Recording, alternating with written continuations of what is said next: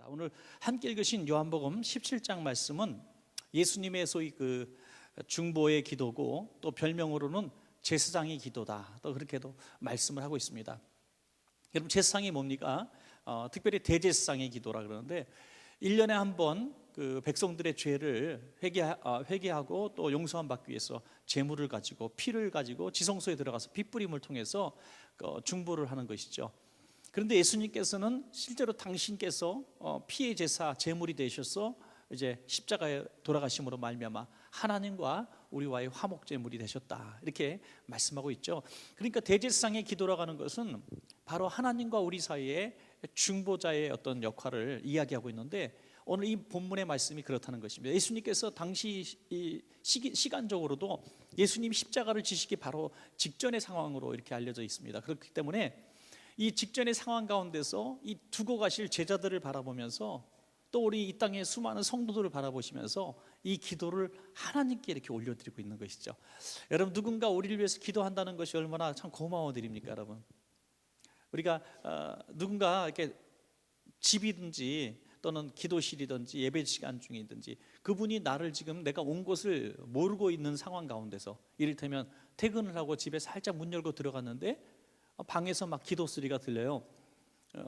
아침에 분명히 아내하고 싸우고 나갔는데 아내가 내가 잘못했습니다, 우리 남편을 참 사랑해 주시고 용서해 주시고, 물론 이제 들어오는 거 알고 일부러 그런 기도 하겠지만 하여튼 뭐 그런 기도를 막 이제 큰 소리 내서 하는 거예요.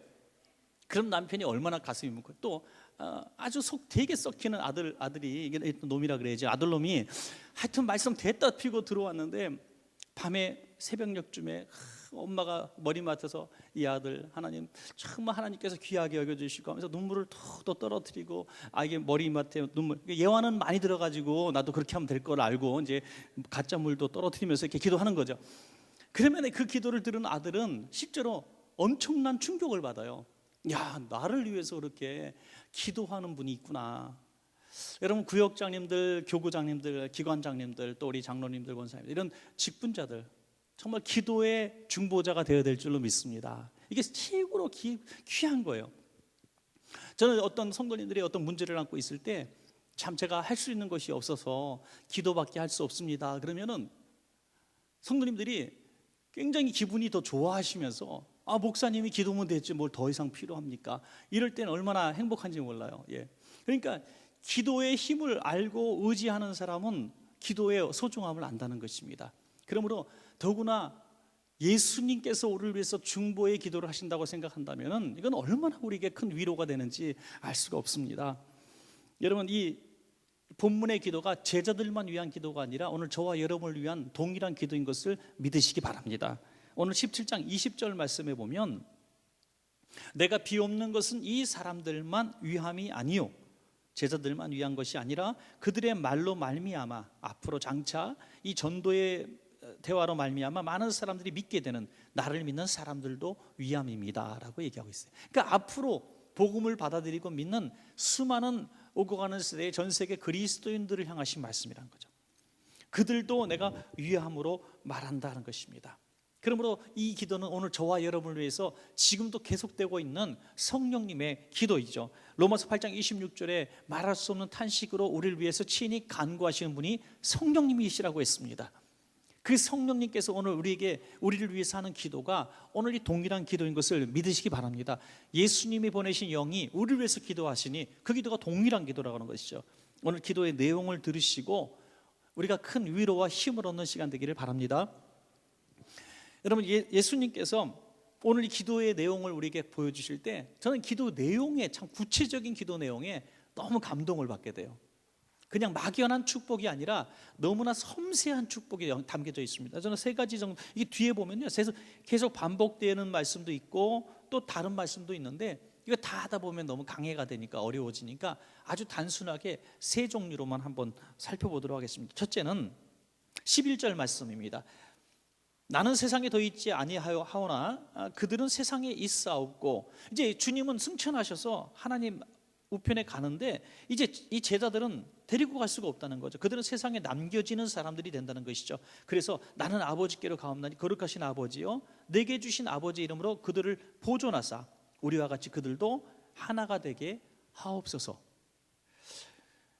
여러분 정말 저는 이 성경의 이 중보기도를 보면서 너무나 아버지의 마음, 어머니의 마음을 가진 이 중보의 기도의 모습이 아닌가 싶어요.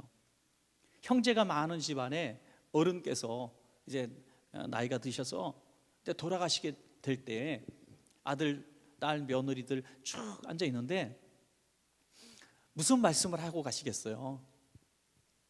내 묘자리는 따뜻한 남양 쪽으로 해라. 이리가 못 파먹게. 뭐 이렇게 뭐 그런 걸 하시는 유언하는 분들은 없을 거예요. 제일 많이 하시는 말씀이 뭐예요? 너희들 의족해 살아야 된다. 서로 도와주며 살아야 된다. 너희들 잘 됐으면 좋겠다. 행복했으면 좋겠다. 이게 어떻게 이렇게 많이 하냐고 드라마 보면 다 나와요. 그냥 임종할 때 좋은 어른들은 다 그렇게 축복을 합니다. 가장 중요한 축복 중에 하나는 너희 잘 형제밖에 없어. 너희 가족밖에 없어. 너희들 잘 지내야 돼. 서로 도와주면서 지내야 돼. 이렇게 교훈한단 말이죠. 오늘 주님께서 세상에 남겨질 그들을 보면서 걱정스러운 부분이 있었습니다. 그것은 예수님의 임종, 예수님의 십자가 지심을 예수님이 소개했을 때, 밝혔을 때 여전히 그들은 어떤 다툼이 있었냐면 두 가지 큰 다툼을 보여줬는데, 하나는 누가 더 크냐라는 논쟁이 있었습니다. 제자들 사이에 누가 더 대장이냐, 누가 더 수제자냐. 주님, 서열 좀 정해주세요. 이게 무슨 조직도 아니고 서열을 정해주십시오. 이렇게 얘기하는 거예요. 여러분, 이 서열을 정해달라고 하는 것이 얼마나 교만한 마음입니까? 이게 내가 위에 쓰겠다는 거죠. 내가 내가 예수님의 오른팔 왼팔이 되겠다는 거. 또 다음에 뭐냐면 이제 베드로와 야고보, 요한이 예수님이 늘 세 형제들을 이렇게 이뻐해 주신 건 사실입니다만은 이제 두 사람이 주님 나라 임하실 때 왕이 되셨을 때 한 편은 오른쪽에 한 편은 왼쪽에 둘 수 있도록 해달라고 어머니가 집안 바람을 보이는 거죠. 그래서 이것을 갖고 제자들이 격분을 하는 이런 상황들이 바로 직전에 있었다는 것이죠. 가만히 보니까 예수님께서 승천하시고 난 다음에 이 제자 그룹이 깨어지게 생긴 겁니다. 분열하게 된 거예요. 그래서 예수님이 너무너무 그것이 걱정스러웠던 것 같습니다. 그래서 내가 이제 남겨두고 가게 되는데 하나님께서 이 성령님을 보내주셔서 이들을 하나 되게 좀 해주십시오 라고 간절하게 기도하고 있는 모습을 보게 되는 것입니다. 여러분, 오늘 이 우리라고 하는 것이 얼마나 소중한지 몰라요. 우리. 그래서 이 우리가 그 우리라고 비슷하게 저는 의미가 있다고 보는데, 어떤 울타리를 쳐놓고 우리 안에 있는 한 풀이라는 거죠. 우리 같은 형제라는 겁니다. 우리 나라, 우리 교회, 우리 가족, 또 우리 공동체, 여러분들 어떤 직장이라든지 어떤 구역이라든지 하나님께서 줄로 지어진 어떤 구역 안에 있는 우리라고 하는 것은 겸손함이 아니면 지켜줄 수가 없는 것입니다. 특별히 영적인 공동체, 교회라고 하는 것은 성령님이 하나 되게 하시지 않으면 절대로 하나 될 수가 없는 것이 기가 막힌 공동체가 교회인 줄로 믿으시기 바랍니다. 여러분, 교회는 절대로 사람들의 모임으로는 하나가 될 수가 없어요. 너무나 다양한 사람이 모였고 너무나 다양한 취미, 취향, 배경을 가진 사람들이 모였어요. 나이도 다 달라요. 그런데 어떻게 하나가 될 수 있습니까? 그래서 애초에 불가능한 거예요. 그러니까 나는 나 같은 사람만 있는 교회를 내가 가야 되겠다, 나랑 대화만 통하는 사람만 있는 교회로 가야 되겠다 하면은요, 그냥 비슷한 그 문화센터 같은 데 가시면 제일 빠를 것 같아요. 문화센터, 뭐 수영 좋아하는 사람끼리 모이고 바둑 좋아하는 사람끼리 모이고 테니스 이렇게 그렇게 모이면은 좀 친하게 될까? 교회는요 도무지 안 되는 거예요. 도무지 안 돼요. 어떤 사람은 아까 우스갯소리도 좀 들었습니다만, 식사를 한 어떤 분은 10분 만에 밥을 먹고 어떤 1시간 반에 걸쳐 밥을 먹는데 어떻게 대화가 되겠습니까? 회만 좋아하는 사람이 있고 육식만 좋아하는 사람이 어떻게 같이 식단을 나누겠습니까? 여러분, 이 하나가 되기가 너무너무 어려운 거예요. 그래서 성령님이 하나 되게 하심을 우리가 잊게 되면, 성령께서 하나 되게 하시는데 어떻게 우리가 하나 될 수 있느냐? 겸손함으로 하나가 될 수 있을 줄로 믿으시기 바랍니다. 교만은 분열의 영이고 겸손은 하나 되게 하시는 영입니다. 여러분, 우리가 겸손하면 하나가 될 수 있고, 내가 교만해지면 반드시 분열이 일어납니다. 분열의 역사가 일어나는 곳에는 늘 교만이 있습니다. 마귀가 교만의 앞잡이로서 역사하기 때문에 분열하게 되는 것입니다. 그러므로 우리는 늘 하나님 앞에 어떤 위기가 보일 때마다, 어떤 깨어짐의 징조가 보일 때마다, 어떤 가족이나 어떤 공동체에 어떤 조금 불편한 기류가 흐르게 됐을 때 빨리 이 말씀을 기억하시고, 성령님 하나 되게 하시는 성령님, 제게 겸손하게 하여 주십시오. 내가 겸손하게 되면 이 사태가 회복될 수 있는데, 하나님 오늘 수요 예배 때 말씀 들으니 교만은 악신이 역사하는 거고 겸손은 하나님의 여기 역사하니 저 김집사 좀 성령에 충만하게 해주십시오, 이렇게 하지 말라는 얘기죠. 지금 내게 주신 말씀으로 받고 내가 겸손하면 너그러워질 수가 있습니다. 여러분, 칭찬도요 아주 재미없게 칭찬하는 사람이 있더만요. 이거 진짜 우리가 고쳐야 돼요. 이거는 인격으로 교육으로 되는 게 아니라 성령께서 내 마음을 쓴뿌리를 제거해 주셔야 돼요. 이를테면 칭찬을 한다고 내가 뭐처럼 내가 칭찬 좀 해야 되겠다 해서 칭찬을 딱 해야 돼. 오늘따라 이뻐 보이네, 평생 처음으로 예쁘게 하고 왔네, 뭐 이렇게 얘기하면 듣는 사람 더 기쁜나 보지. 평소에 내가 어때서? 예? 오늘은 착하네, 약 좀 먹었어? 뭐 이러면 얼마나 기분 나빠요. 그러니까 칭찬도 하는 사람이 하는 거지, 이게 칭찬도 해볼 줄 모르는 사람이 칭찬하면요 이게 놀리는 걸로 보인다니까요. 그래서 하나님께서 내 마음에 쓴뿌리, 근데 이게 상처가 많은 사람이 칭찬을 못 하더라고요. 상처가 많고 늘 무시를 당하고 집에서부터 좀 어려움을 많이 겪은 사람들은요 칭찬을 잘 못해요. 그래서 칭찬하는 것이 해도 너무너무 서투른 거야.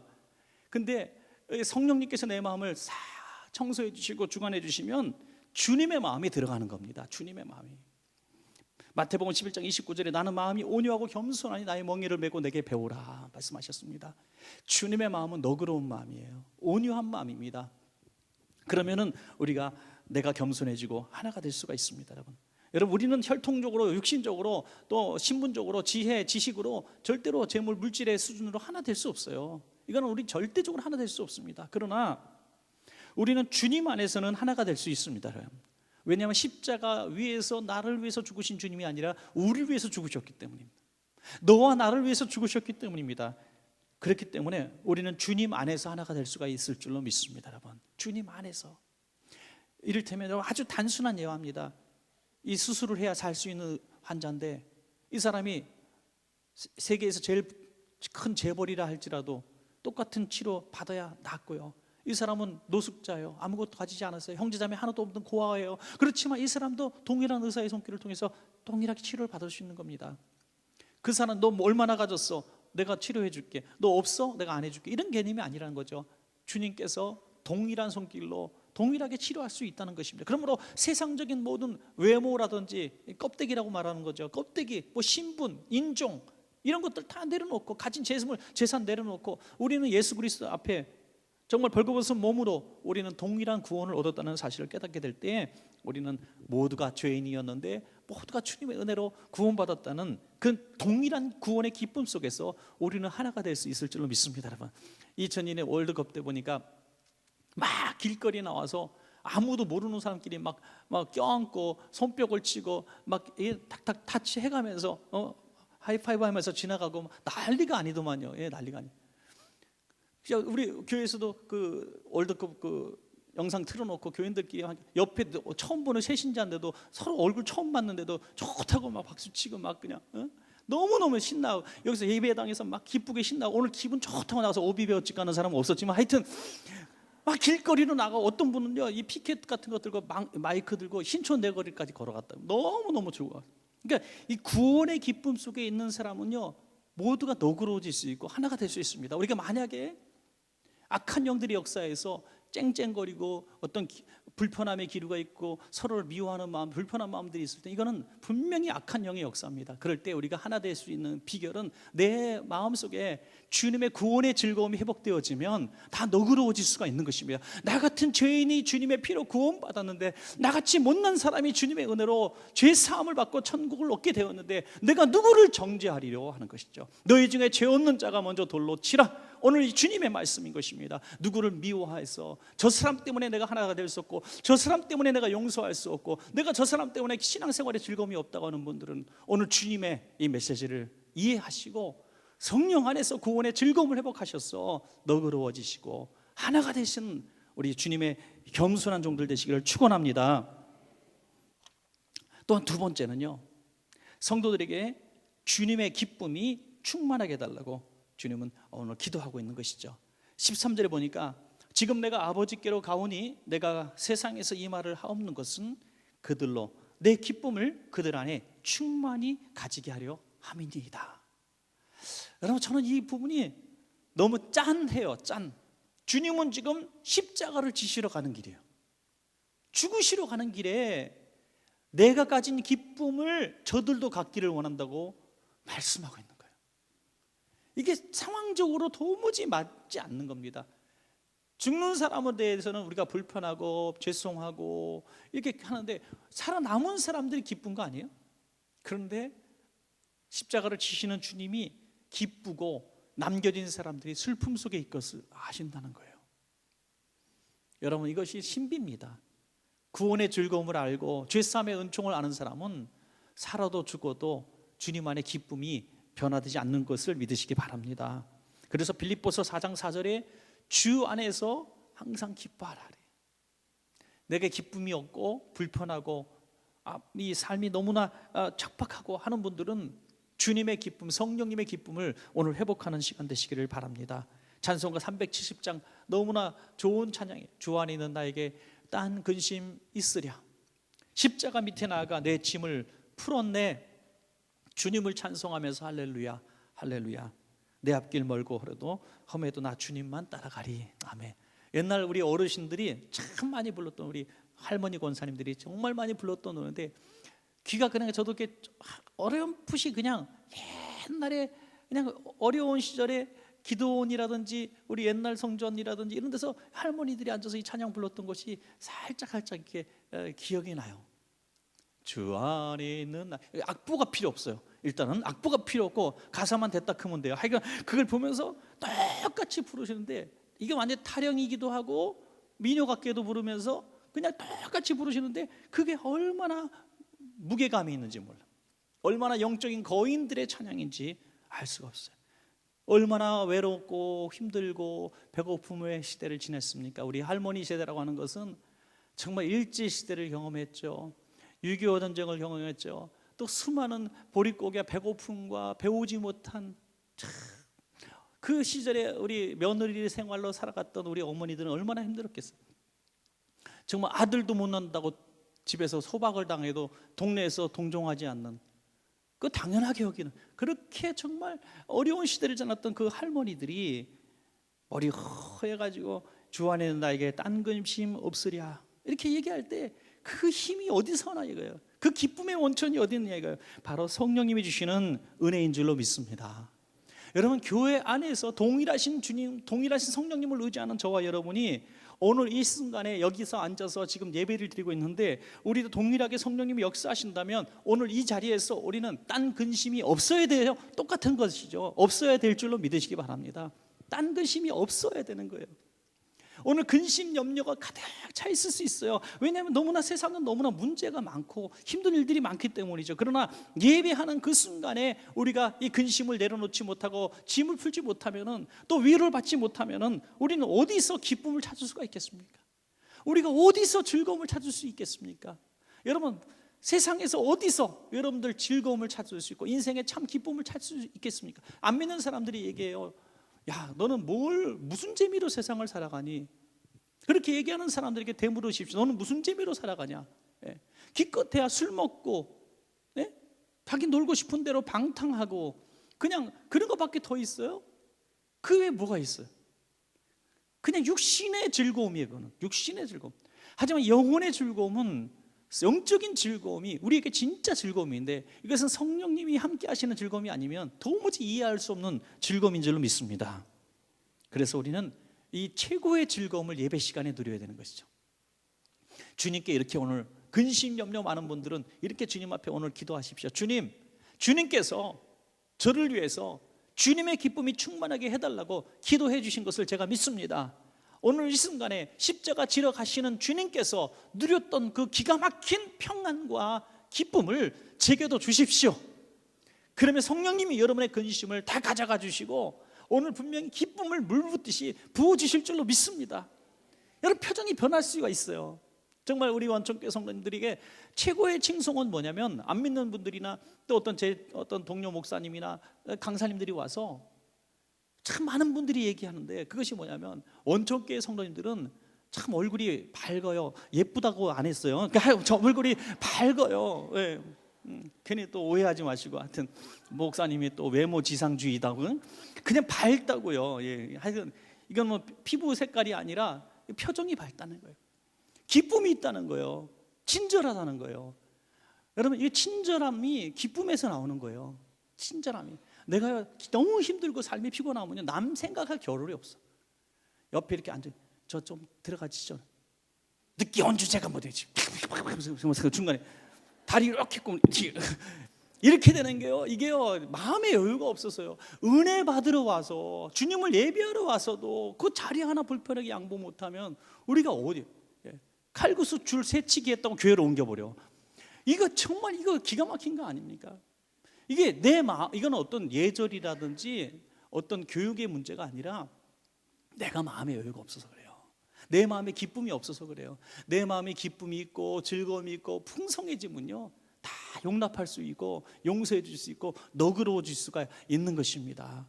그래서 우리 교회는 성령님이 역사하셔서 기쁨이, 성령님의 기쁨이 충만한 교회가 되면 우리 교회가 그래도 이 시대에, 각박한 이 시대에 용납하지 않고 용서하지 않고 조금만 잘못하면 돌 들어서 팍 던지려고 하는 이 정죄하는 시대에 그래도 내가 영적으로 쉼을 누릴 수 있는 안식처 같은 교회가 되어야 될 줄로 믿습니다, 여러분.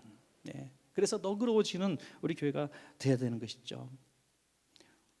우리 헨리 나우엔이라는 사람은 너무나 잘 아셔요. 그래서 그분에 대한 설명을 하지 않겠지만, 그분은 그런 얘기를 했어요. 우리는 기쁨과 슬픔이 있는데, 날마다 경험하게 되는 기쁨과 슬픔이 있는데, 우리는 그 중에서 하나를 선택해야 된다.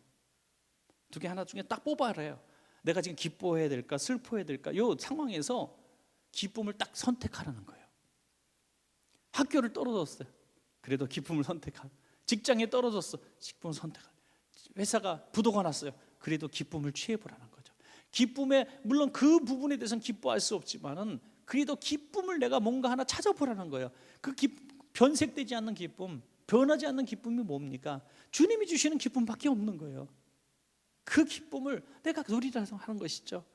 세상 것 정말 아무거나. 오늘도 신문 보니까 성공 신화를 읽었던 40대 젊은 사업가, 정말 대단한 사업가, 수년 만에 3,900억인가 5천억인가 돈을 벌어가지고 대단히 중국에 2천억 투자하고 막 이랬던 사람, 베트남에. 그러나 단 몇 년 만에 싹 잃어버리고 회장 바뀌었는데 빈손 들고 자기 남은 거 몇십억 받았지만 그거 다 빚가리 하면 하나도 없다, 이렇게 나와서 빈손 들고 퇴장하는 쓸쓸한 이렇게 나오더라고요. 야, 그러니까 일순간에 수천억이 있었던 사람이 정말 일순간에 빈털터리가 되는 것을 보면서 쓸쓸한 퇴장하고 신문에 나왔더라고요.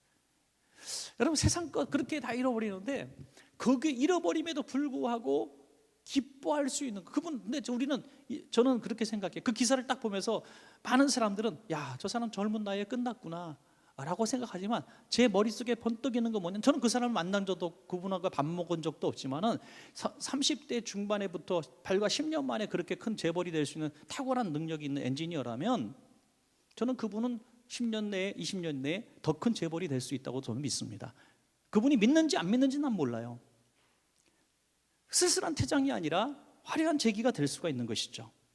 그러므로 기쁨을 선택한다고 하는 것은 바로 늘 앞날에 긍정의 신앙이 있지 않고서는 도무지 불가능한 거예요. 이 현실에 대해서 끝이다라고 생각하면 우리는 기쁨을 선택할 수 없습니다.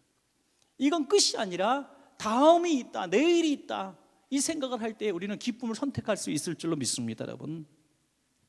어떤 분이 큰 그룹을 했었는데 이걸 다 잃어버렸어요. 잃어버리고 집에 딱 들어갔는데, 그날따라 온 집안 식구가 식사를 다 차려놓고 여보 수고했어 하면서 밥을 주는 거예요.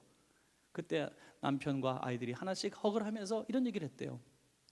그래도 나는 행복한 사람이요, 나에게는 사랑스러운 아내와 우리 자녀들이 있으니까 나는 성공했죠 하면서 포옹을 했다는 얘기예요. 저는 굉장히 감동적으로 들었어요. 나에게 그래도 애들이 남아있잖아, 우리 가족이 남아있잖아. 여러분, 얼마나 기쁨을 선택하는 멋진 모습입니까? 야, 내가 이 회사를 어떻게 차렸는데 하면서 한강 배회하고 있으면 그 집안 식구는 또 뭐가 됩니까, 여러분? 오늘 이 헨리 나우엔이 또 이런 얘기를 했어요. 젊은 수도사관 너무나 자신만만하고 교만하게 짝이 없고 스톤의 모든 행정이라든지 이 모든 선배들의 모습이 별로 마음에 안 드는 거예요. 개혁 의지가 강하고 성향이 아주 똑똑한 친구였던 거죠. 그랬더니 이 나이 많은 지혜로운 수도사가 딱딱한 밭에다가, 아직 밭이 아니죠, 거기다가 야 내가 뭐 좀 뭘 심으려 그러니까 거기다 물 좀 뿌려라 그랬대요. 그러니까 투덜투덜거리면서 그냥 물을 뿌렸는데 물이 하나도 안 들어가죠. 왜 물이 안 들어가는지 모르겠나 그랬더니 딱 쳐다보니까 밭이 너무 딱딱하네요 그랬어요. 그럼 네가 곡괭이로 좀 파봐라. 곡괭이로 팍 땅을 하고 다시 물을 뿌리니까 물이 쏙 스며 들어가는 거예요. 그래서 이런 얘기를 했어요. 딱딱한 내 마음 속에는 절대로 아름다운 꽃 열매가 맺혀질 수 없어. 너의 마음이 깨어져야 돼. 저는 여기서 하나님께서 원하시는 마음은 상한 심령이라는 말씀에 이해가 갑니다. 상한 마음, 깨어진 마음 속에, 다시 말해서 교만하지 않은 마음 속에서 하나님의 은혜의 복음의 씨가 저는 들어갈 줄 믿습니다. 그것이 깨어짐의 영성이라 그래요. 깨어짐의 영성. 여러분, 나는 교만하고 나는 뭐든지 할 수 있고 그런 세상적인 기쁨 속에 젖어 있는 사람은 절대로 영성의 꽃씨를 피울 수가 없는 것입니다. 뭐 성경을 읽어도, 찬양을 불러도, 기도를 해도, 말씀을 들어도 이게 내 마음속에 톡톡 튀겨져 나가는 거예요. 왜? 그것이 별로 들어오질 않아요. 그런데 어떤 날은 이게 너무 하나님의 말씀이나 찬양이나 성경의 한 구절이 너무 가슴속에 쏙쏙쏙 들어가는데, 그 쏙쏙 들어가는 날이 뭐냐? 내가 그 부분에 깨어짐이 있기 때문이죠. 물질의 문제에 깨어지고, 가정의 인격적인 문제에 깨어지고, 회사에서 어려운 일이 많고, 내 건강에 적신호가 왔을 때 내가 영적으로 너무 허전하고 너무 내 인생이 뭐냐 이거예요.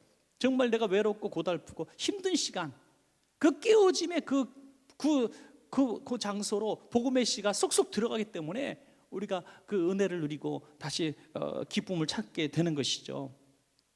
여러분, 그래서 우리가 약한 부분들이 은혜의 통로가 되는 것입니다. 오늘 주님께서 주님의 기쁨이 충만하게 해달라는 것은 사시는 내내 40, 80년, 90년, 100년 동안 슬픈 일이 안 생기라는 것이 아닙니다. 슬픈 일 속에서도 우리는 기쁨을 누릴 수가 있다는 것이죠. 이 옛날 유행가 가사인데 저는 그분이 대단한 기독교인 같아요. 사랑은 눈물의 씨앗이라고, 그죠? 정말 대단한 기독교인 같아요. 철학적이에요. 사랑은 눈물의 씨앗. 눈물의 씨앗을 뿌려보지 못한 사람은 진짜 사랑이 뭔지 모른다는 거죠. 육신의 쾌락 속에서 즐겁다는 거죠. 깨어짐 속에서, 상처를 입음 속에서 그 씨앗이 진짜 사랑이 나온다는 것입니다. 예수 그리스도의 사랑이 가장 극적으로 표현되는 것은 십자가의 죽으심이 되는 것입니다. 여러분, 오늘 주님의 기쁨은 이렇게 고차원적인 즐거움입니다.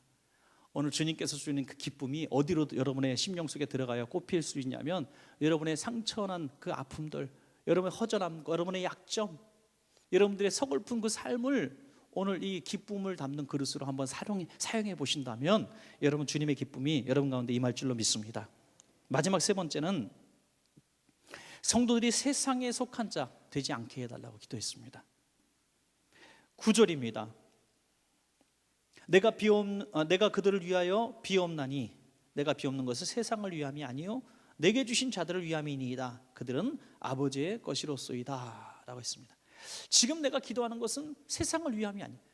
여러분, 세상과 사람들의 개념은 좀 다른 것 같아요. 하나님이 세상을 이처럼 사랑하사 독생자를 주셨으니 그 세상이 뭡니까? 천지만물을 위해서 주님이 죽으셨다는 개념이 절대 아닌 것이죠. 세상은 세상을 살아가는 자녀들을 위해서 주신 것입니다. 여러분, 집은 가족을 위해서 있는 것입니다. 하나님께서 우리 인류를 위해서 에덴 동산을 지으신 것입니다. 그러므로 모든 삶의 우리의 환경들과 여건들은 하나님이 우리를 위해서 주신 것입니다. 우리를 위해서. 그러니까 우리는 세상을 다스리라 그랬어요. 다스리라고. 그러므로 세상의 노예가 된다는 것처럼 어리석은 일이 어디 있습니까? 여러분, 물질을 다스리라고 줬는데 물질이 노예가 돼요. 권력을 행사해서 선한 일을 하고 올바른 주님의 통치를 하라는데 권력의 노예가 되는 것입니다. 여러분, 이것은 정말 인생을 거꾸로 살아가는 거죠. 마귀의 종이 되는 삶이었죠. 여러분, 빵이 죄가 아니잖아요. 빵이 죄는 아니에요. 빵이 죄는 아닌데 빵 가지고 예수님을 시험했기 때문에 악의 도구가 되는 것이죠. 돈이 죄가 아닙니다. 물질이 악한 거 아닙니다. 여러분, 돈 많이 버셔야 돼요. 이번에 로또 복권 그거 1조 9천원짜리 미국 가서 좀 사갖고 와야 되는데 그거 못 사갖고 와서, 그렇죠? 근데 제가 눈이 번쩍 뜨는 거는, 야, 그 당첨된 사람이 교회에 빚 갚는다 그래서 얼마나 지금 위로가 되는지. 여러분이 아니죠? 우리 교회는 안 산 것 같은데, 하여튼 그 물질이 죄가 아니에요. 물질을 내가 탐하고 물질 때문에 죄를 지니까 죄지, 선하게 물질을 사용하면 얼마나 멋있는 청지기의 삶을 살 수가 있습니까? 물질에 넘어지니까 죄가 되는 거예요. 물질을 정복하고 다스리면 하나님이 위대한 사람이 되어서 부어주실 줄로 믿습니다. 여러분, 하나님께서요, 이 맡기는 달란트의 수준의 이야기를 하시잖아요.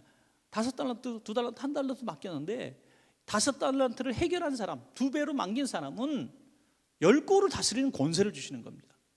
더 높은 것, 더 큰 것을 다스릴 수 있는 권세를 주신다는 거예요. 그러니까 하나님이 무엇을 주셨을 때는 그것을 잘 다스리는가 보기 위해서 시험하시는 것입니다. 그걸 시험하셔서 잘 다스리면 10고를 다스리는 권세를, 더 큰 권세를 하나님이 주시는 거죠. 나중에 가장 소중한 영혼도 맡기시는 능력도 주시는 것입니다. 그러므로 우리가 세상에서 살지만은 세상에 속하여서 세상에 지배당하는 사람이 아니라 세상을 다스리는 자들, 정복하는 자들이 되어들 때 오늘 주님의 기도가 임할 줄로 그렇게 믿습니다. 여러분, 하나님의 관심은 세상에 있는 것이 아니에요. 여러분, 한번 생각해 봅시다. 오늘 저와 여러분이 지금 이루고 있는 것들, 우리의 직업, 우리의 재산, 여러분의 어떤 가치, 여러분의 가치가 얼마, 돈으로 환산하는 그런 가치, 세상적인 기준으로 그 어떤 가치를 우리가 갖고 있지만은 그것이 하나님의 관점에서 그 가치가 조금도 관심이 없는 가치라는 것을 우리는 알아야 될 것입니다. 우리 아들, 딸이 있는데 우리 아들, 딸들이 좋은 직장 들어가면 가치가 올라가고 좋은 직장 안 들어가면 부모에게 가치가 떨어집니까? 절대 아니에요. 아주 흔한 애로 돈 가지고 발로 막 짓밟으면 돈 가치가 떨어지냐? 안 떨어지잖아요. 하나님의 관점에서 바라볼 때는 우리가 성공하고 실패하고 건강하고 약하고 뭐 높은 직업을 갖고 낮은 직업을 갖고 높은 권력을 갖고 낮은 권력을 갖고 나이가 많고 적고 잘생기고 못생기고 뚱뚱하고 날씬하고 뭐 어떤 성격이 때로는 좀 뾰족하고 어떤 부드럽고 상관없어요. 하나님 관점에서는 모두가 하나님의 아들, 딸의 그 위치는 전혀 변함이 없다는 것입니다. 그런데 우리는 그 하나님의 관점을 바라보지 못하고 우리의 관점으로 세상을 그렇게 좀 성공을 하기 위해서 몸부림을 치는 것이죠. 그래서 하나님이 말씀하시는 거예요. 15절 말씀 보시면, 내가 비옵는 것은 그들을 세상에서 데려가기 위함이 아니요 다만 악에 빠지지 않게 보존하기를 위함이다. 주님이 승천하실 때 데려갔으면 좋겠는데 주님 가실 때 저 좀 데려가시지 좀, 그죠? 근데 안 데려가시는 거예요. 여러분, 오늘 주님 빨리 만나고 싶은 분 있으면 아멘 하라면 또 곤란하다. 하나님이 또 믿음의 기도를 들으시고 데려가면 안 되니까, 하여튼 그냥 세상에 별로 낙이 없어요. 나 세상에 별로 기댈 거 없고 소망도 없고요. 하나님 좀 빨리 좀 데려가세요. 이런 분들이 있어도 하나님은 그 기도 안 들어주세요. 왜냐하면 내가 기도하는 것은 너희를 데려가기 위함이 아니라는 거예요. 세상에 보존되기를 원한다. 주님 사명이 남아있는 한 우린 죽지 않습니다. 그 사명을 다 이루어 가게도록 하나님은 여러분들을 세상에 남겨두신 거예요. 그러면 세상에 속하되지 않고 세상 악한 세상에서 우리가 몸부림치면서 살 수 있는 그 힘은 어디서 나오느냐? 17절 말씀에 나와 있어요. 그들을 진리로 거룩하게 하옵소서. 아버지의 말씀은 진리니이다. 하나님은 성경책을 딱 남겨주신 거예요. 이 땅 살아갈 때 이 악한 세상에서 진리로 신앙으로 살아갈 수 있는 능력을 우리는 말씀을 통해서 주시는 줄로 믿습니다. 여러분, 말씀을 통해서. 요즘에요 세상에 별 신학자라는 사람들, 이상한 사람들이 하도 많아서 신학만 하는 사람, 학자, 책상머리 놓고 공부하는 사람들은 이 목회 현장에 너무 모르는 것 같아. 그거 참 안타까울 때가 참 많아요. 이를테면 퐁구 뽑는 거는 미신적인 행위다, 뽑지 마라, 이렇게 신학교 교수가 막 신문에 내놓고 그러는데 정말 가서 뒤통수 한 대 때려주고 싶어요. 이거 방송 내보내지 마세요. 하여튼 하나만 알고 둘을 모르는 거예요. 우리 원천교 성도님들이 그게 무슨 제비 뽑기듯이 뽑습니까? 아니잖아요. 다 하나님의 말씀인데 내가 한 말씀이라도 붙들고 내가 소망의 말씀으로 삼고 싶은 우리의 갈망을 왜 모르냐 이거예요.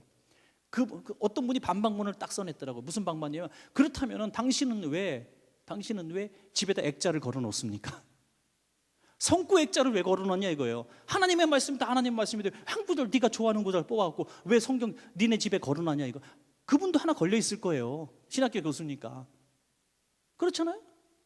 뭐 조그만 성경책 깔피에 성국 카드 하나 있을 거 아니에요. 그럼 당신은 왜 미신적으로 왜 그 구절만 뽑은 걸 들고 다닙니까? 라고 말하면 뭐라고 대답할 거예요? 반박할 논지도 없어요. 얘기도 안 되는 것 같고, 11조 강조하는 교회는 뭐 돈만 밝히는 교회다, 뭐 이딴 소리나 하고, 언제 뭐 11조 협의만 합니까? 이 352주 내내? 안 그렇잖아요. 여러분, 하나님의 말씀은 다 귀한데 자기 마음에 딱 걸리면은 이게 하나님의 말씀 아닌 걸로 딱 말하는 것은 얼마나 이게 자기가 마음에 감동되는 것만 취하겠다는 겁니까?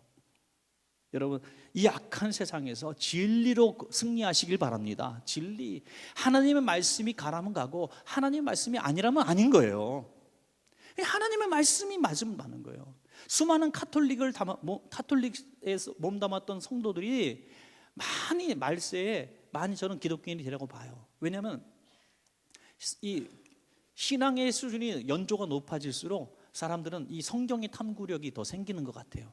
왜? 지성이 있으니까 성경에 대해서 관심을 갖는 거예요. 전에는 그냥 의전에 참석해서 신부님이 말씀하시는 거 들었는데, 듣고 보니까 성경을 자꾸 알고 싶은 거예요. 탐구력이 생기니까. 학문적 열정이. 근데 성경책을 보면은요, 가톨릭에서는 이 성경을 안 가르칩니다. 성경도 다르고 내용이 많이 빠져. 십계명도 다른 거 아시죠, 여러분? 십계명조차 다르게 뽑아갖고 변조시켰어요.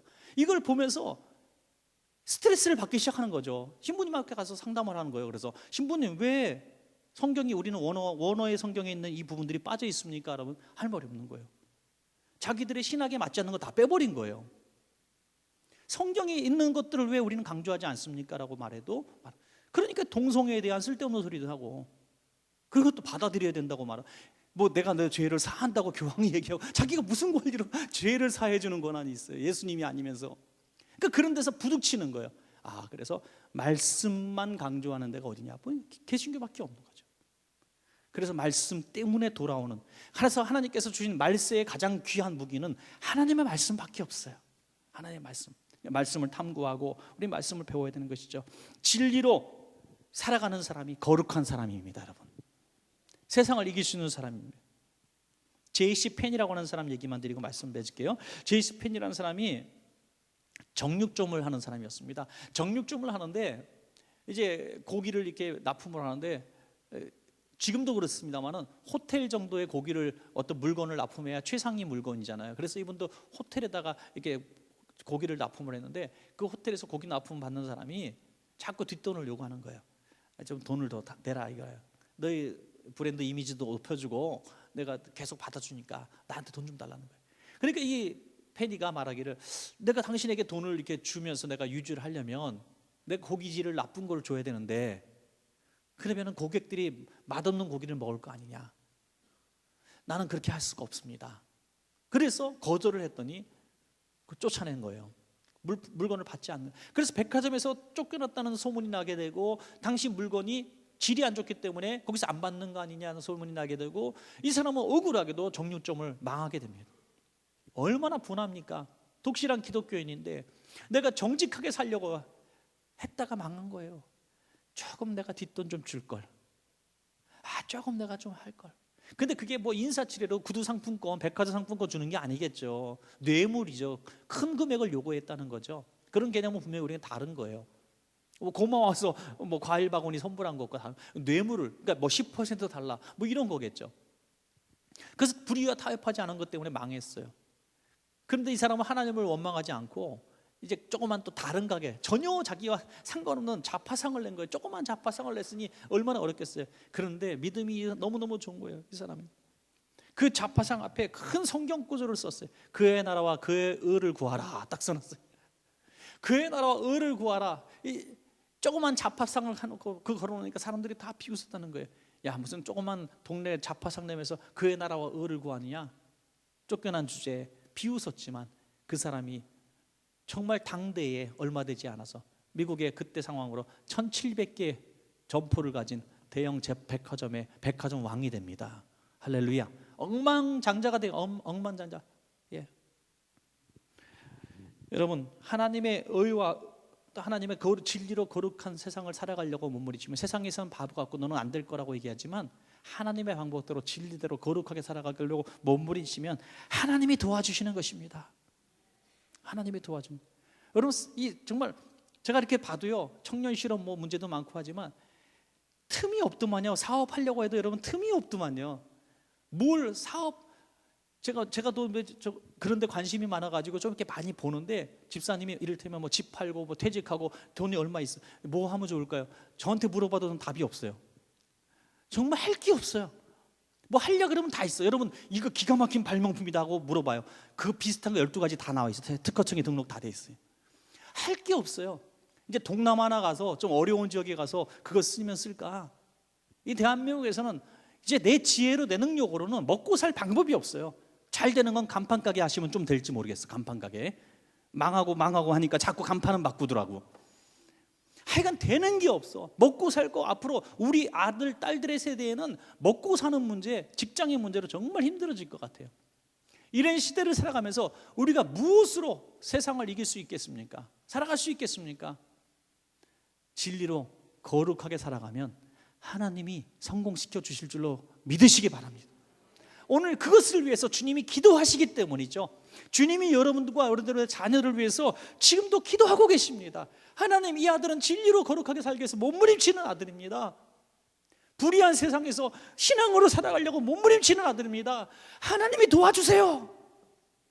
하나님이 도와주세요. 하나님이 도와주시면 될 줄로 믿습니다. 그 귀한 자식들, 우리 자식들이 될 것이고 바로 여기 계신 여러분들이 되어야 될 줄로 믿습니다.